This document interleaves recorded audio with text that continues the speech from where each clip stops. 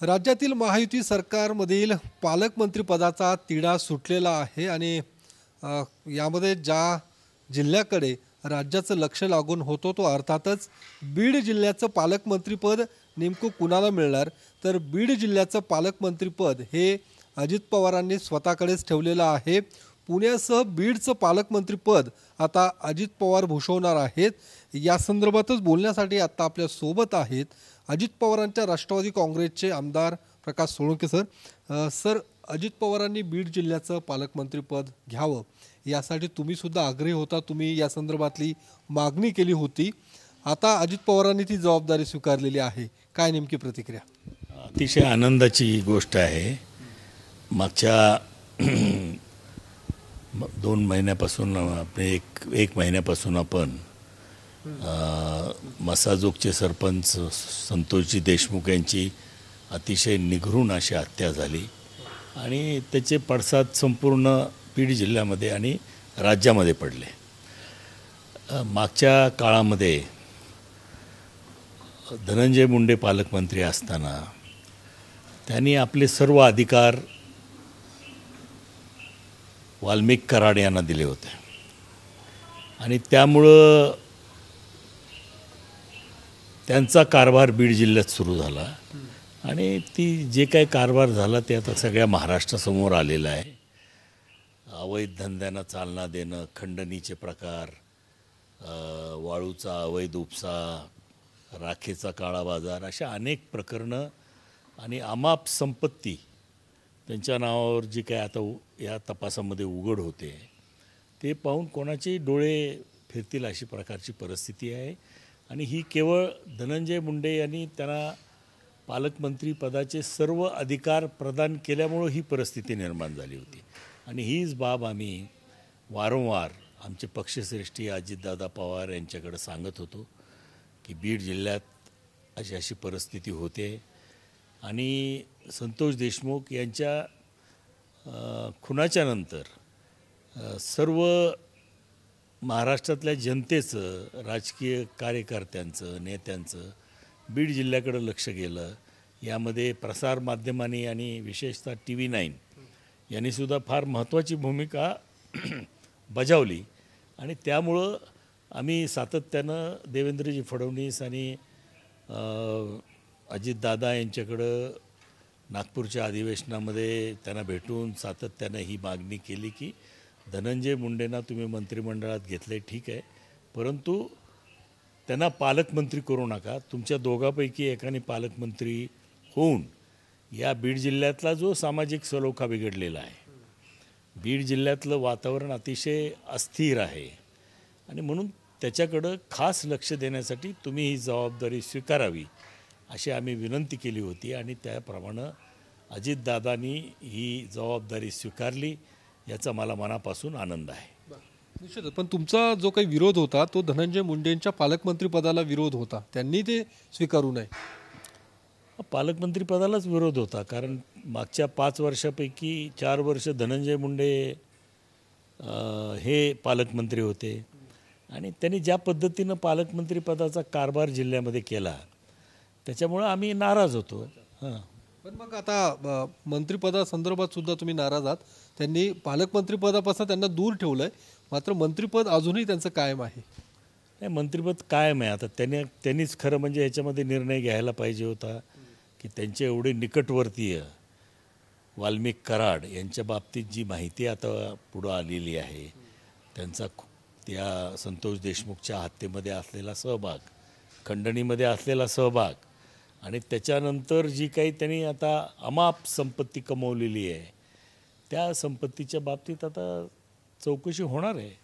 त्यामुळं त्याची जबाबदारी स्वीकारून हे संपूर्ण जोपर्यंत या आरोपींना फाशी होत नाही तोपर्यंत त्यांनी नैतिकतेच्या भावनेतून मंत्रिपद स्वीकारू नये एवढीच आमची मागणी होती। म्हणजे मग तुम्ही जशी पालकमंत्रीपद त्यांना देऊ नये अशी मागणी करत होता, आता त्यांना मंत्रिपदावरून सुद्धा हटवावं अशी मागणी तुम्ही आता? ती पण आम्ही मागेच केली होती, पण आमच्या दुर्दैवाने त्याला यश आलं नाही।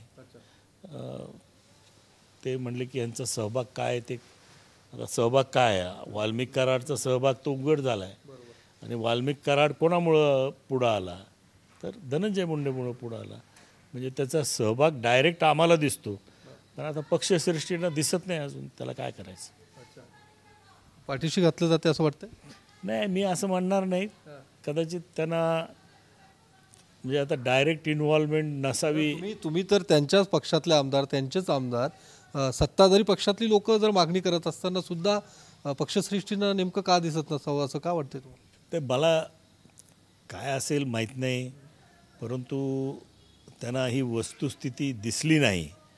दुर्दैवाने असं त्याची जी एवढं मोठी बदनामी सरकारची झाली.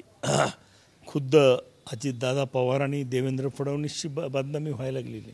लोक त्यांच्याबद्दल आता बोलायला लागलेत, हेच पाठीशी घालतायत, अशी सर्वसामान्य जनतेची भावना आहे.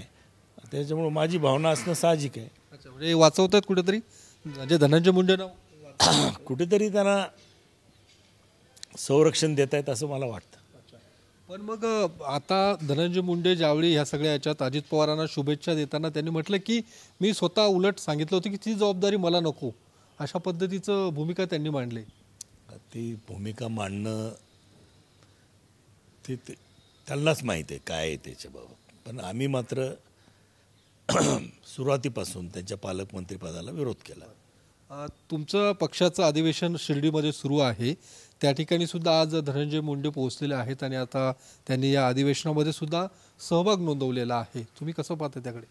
नाही, मी माझं 6 तारखेला माझ्या मणक्याचं आणि स्पाईनचं ऑपरेशन झाल्यामुळं मी काय त्या अधिवेशनाला जाऊ शकलो नाही. त्यामुळं आता टी व्हीच्या माध्यमातूनच ज्या बातम्या कळत आहेत, धनंजय मुंडे तिथं हजर झालेले आहेत. त्याबद्दल त्यांचं कौतुक करावं तेवढं थोडं आहे. कारण काल ते हजर नव्हते, त्यांची तब्येत वारंवार बिघडते, तरी हजर झालेत, त्याचं चांगली गोष्ट आहे. त्या ठिकाणी त्यांनी भाषण सुद्धा केलेलं आहे आणि जे काही विधान त्या ठिकाणी केलंय त्यांनी, धनंजय मुंडेंनी, पहाटेच्या शपथवेळी मी दादांना सांगत होतो की तुम्ही जाऊ नका, हे एक षडयंत्र आहे. त्यांच्या पाया पडलो, त्यांना विनंती केली, पण त्यांचं काही दादांनी ऐकलं नाही आणि त्यांनी तो पहाटेचा शपथविधी घेतला. तेव्हापासूनच दादांना पक्षातूनच दूर करण्यासाठी षडयंत्र सुरू होतं, असा आरोप धनंजय मुंडेंचा आहे. नाही, त्याच्याबद्दल मला काही माहिती नाही आहे. मी काय त्याच्याबद्दल बोलू शकत नाही. जे काय झालं ते दादांनाच माहिती आणि धनंजय मुंडेंना माहिती. परंतु त्यावेळेससुद्धा मला आठवतं सर्व आमदारांनी एकमुखानं दादांना पाठिंबा दिला होता आणि भाजपच्या बरोबर सरकार करावं अशीच भूमिका बहुतांश आमदारांची होती. त्यामुळे ते शपथविधी केला ह्याच्यात काही मला वावगं वाटलं नाही. ते योग्य पाऊल होतं. ते जर सरकार स्थापन झालं असतं तर महाराष्ट्राला एक वेगळी दिशा कायमस्वरूपी मिळाली असती, असं माझं प्रामाणिक मत आहे. मग ते शिंदेंचा उदय झाला नसता, अजितदादा आणि देवेंद्र फडणवीस यांचं इक्वेशन अतिशय चांगलं आहे. चांगलं सरकार अस्तित्वात आलं असतं आणि ते पुढं कंटिन्यू राहिलं असतं. मग आता धनंजय मुंडे असं का म्हणते की षडयंत्र होतं ते जाऊ नका किंवा दादांनाच पक्षातूनच दूर करण्याचं षडयंत्र? ते त्यांनाच माहिती काय षडयंत्र होतं. पण आमदारांच्या मनातली भावना मी व्यक्त केली. बहुतांश आमदारांना असं वाटत होतं की आता भाजपबरोबर सत्तेत जावं. कारण त्याला कारणही तसं होतं ना. 2014ला तुम्हाला कुणी पाठिंबा मागितला होता? तुम्ही स्वतःहून पाठिंबा दिला ना. त्यावेळेस तुम्ही आमदारांना विचारलं नाही, कोणाला विचारलं नाही, भाजपला पाठिंबा देऊन मोकळे झाला. भाजपने पाठिंबाही मागितला नव्हता तर तुम्ही दिला. ती पार्श्वभूमी त्याला होती. त्यानंतरही अनेकदा भाजप आणि राष्ट्रवादीमध्ये बोलणी झाली, मुहूर्त ठरले, मंत्रिमंडळ ठरलं, सगळं झालं. त्यामुळे षडयंत्राचा काय प्रश्न आहे? षडयंत्र वगैरे काही नाही. आता पवारसाहेबांनी याच्यातून का माघार घेतली हा प्रश्न अजूनही गुलदस्त्यात आहे. तो प्रश्न त्यांनाच विचारला पाहिजे की तुम्ही ऐनवेळेस का माघारी घेतली आणि ऐनवेळेस अजितदादांना तोंडावर का पाडलं, हे पवारसाहेबांना विचारायला पाहिजे. आत्ताच का धनंजय मुंडेंनी असं विधान करणं आणि त्याच्यात काय म्हणजे नाही, त्याचे काय विधान करायचे, कशाबद्दल ते करायचे ते त्यांनाच माहिती. मला काही त्याच्यातून अर्थ काढता येत नाही. अर्थ काढता येत नाही, परंतु निश्चितपणानं ते योग्य पाऊल होतं अजितदादाचं, असंच माझं मत आहे. आता या षडयंत्र वगैरे काही नव्हतं. सगळ्या आमदारांनी जर खंबीरपणाने त्यांना पाठिंबा दिला असता तर ती सरकार अस्तित्वात आलं असतं आणि चांगलं सरकार अस्तित्वात आलं असतं. दुसरा मुद्दा पालकमंत्रीपदाचाच मी घेतो की तुमचा धनंजय मुंडेंना विरोध होता, मग पंकजा मुंडे सुद्धा तुमच्याच, कारण की 6 आमदार तुमच्या जिल्ह्यातले, त्याही पंकज तुमच्या, त्यांनाही विरोध तुमचा होता पालकमंत्री, त्यांनाही देऊ नये? नाही, तसं काही विरोध असण्याचं कारण नाही. आम्ही, तुम्हाला माहीत आहे की बीड जिल्ह्यात 3 आमदार राष्ट्रवादीचे आहेत आणि म्हणून राष्ट्रवादीकडंच हा जिल्हा येणार हे उघड आहे. मग आता भाजपकडं नाही म्हणल्यानंतर पंकजाताईचं नाव येणं शक्य नव्हतं. राष्ट्रवादीलाच हा जिल्हा पालकमंत्र्याच्या बाबतीत मिळाला आणि त्यामुळं पंकजाताईचा काही इथं प्रश्न उद्भवत नाही. तर आता अजितदादांकडे ही जबाबदारी गेली, काय नेमकी अपेक्षा तुम्ही ठेवता? कारण बीडचं जिल्ह्याचं नाव आता राज्यात नव्हे तर देशात गेलेलं आहे. ज्या पद्धतीने रोजच्या ज्या काही कारवाया होत आहेत, ज्या काही घटना घडत आहेत, आता तुम्ही पालकमंत्री म्हणून अजितदादांकडनं काय अपेक्षा ठेवता? हे पहा, हे जे काही मागच्या महिन्याभराचं चित्र आहे बीड जिल्ह्याचं, ती एक बाजू झाली. परंतु बीड जिल्हा हा महाराष्ट्रातला एक मागासलेला जिल्हा आहे, ऊसतोड कामगाराचा जिल्हा आहे. त्या ठिकाणी सिंचनाच्या सोयी वाढल्या पाहिजेत. बीड जिल्ह्यातलं सिंचन फक्त 16% आहे आणि म्हणून ते 40-45% कसं वाढवता येईल याच्या बाबतीत आम्हाला वाटतं की अजितदादा पालकमंत्री झाल्यानंतर फार मोठी मदत आम्हाला त्यांची या बाबतीत होणार आहे आणि जे काही बीड जिल्ह्यातला दुष्काळ आहे तो कायमस्वरूपी त्याचं निर्मूलन व्हावं. नंतर औद्योगिकरण बीड जिल्ह्याचं व्हावं. आत्ता ह्या प्रकारामुळं उद्योजक इथं यायला धजावत नाहीत, असे खंडणीच्या प्रकरणामुळं, गुंडगिरीच्या प्रकरणामुळं.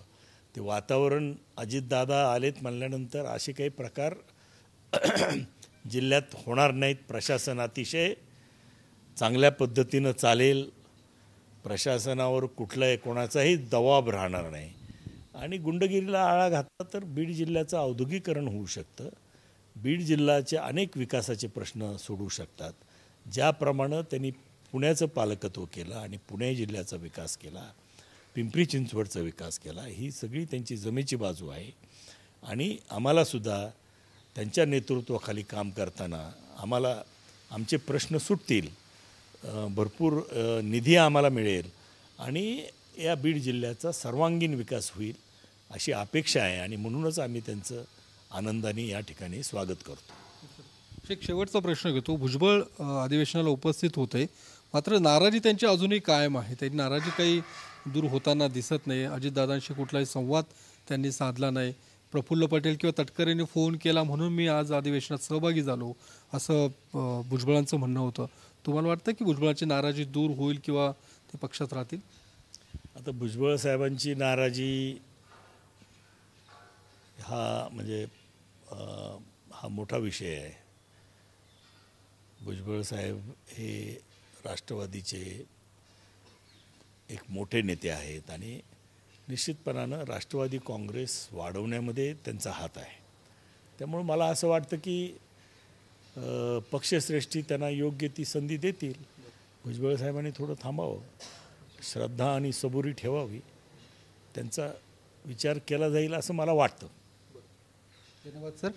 तर प्रकाश सोळंके होते ज्यांनी या सगळ्या मुद्द्यांना आपली भूमिका स्पष्ट केलेली आहे. ज्या पद्धतीने बीडचं पालकमंत्रीपद हे अजितदादांनी घ्यावं हे सातत्याने ती मागणी करत होते सरकारकडे, त्यांच्या पक्षश्रेष्ठींकडे ती मागणी करत होते आणि त्याला कुठेतरी त्यांना यश आलं आहे. मात्र अद्यापही ज्या मंत्र्यांनी राजीनामा दिला पाहिजे, अर्थात धनंजय मुंडेंनी, त्या मागणीला मात्र अजूनही यश आलं नाही असंही प्रकाश सोळंके यांचं म्हणणं आहे. कॅमेरामन विशालसह मी योगेश बोरसे, TV9 मराठी, पुणे.